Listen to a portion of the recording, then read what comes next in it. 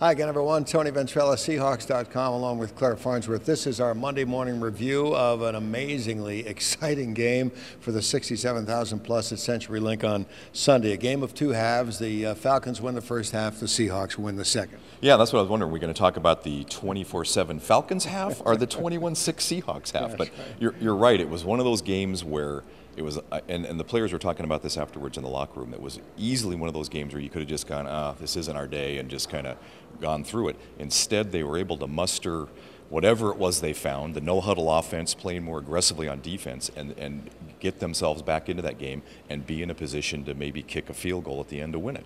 And the optimist, maybe even the realist, would think this is the turning point for this season, even though they're 1-4 or 1-3 after the first four. Now, the decision to kick the field goal or try the field goal, that's the buzz on Monday morning. And I don't quite understand it. There was a lot of talk in the press box last night after the game while I was working, and what else were you going to do? Yeah. You know, they're talking about, well, you should have got the first down and then kicked it, been closer to kick. Yeah. Well, yeah, but who's going to guarantee you're going to get the first down, and then you're not going to get anything, and then the buzz is going to be, Pete Carroll gave up on his team. He didn't give him a chance to win the game by going for a long field goal. He has no trust in Stephen Hauschka. What's going on here? So, yeah, I think that was one of those things where they could have been second-guessed either way they went, but I had no problem with trying that kick. Granted, it's a long kick, but what else? What was your other option? Okay, so it's all about the numbers. And it's a lot about the offensive line. Tavares Jackson, after the game, talked about how fresh he felt after the game because of the protection he got.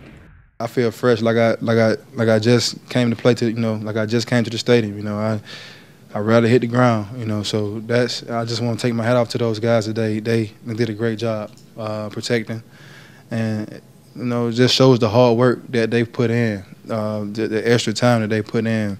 The extra effort that they put in every day is paying off.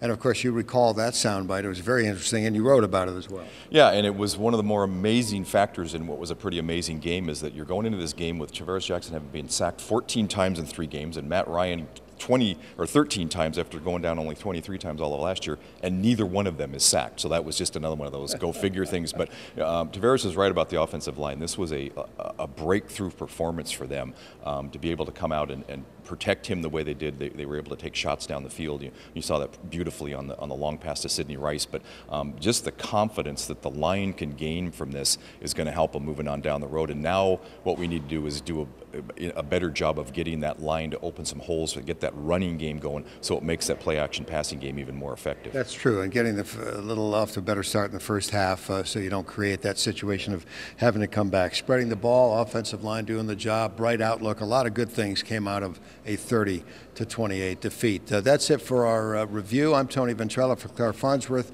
on Seahawks.com.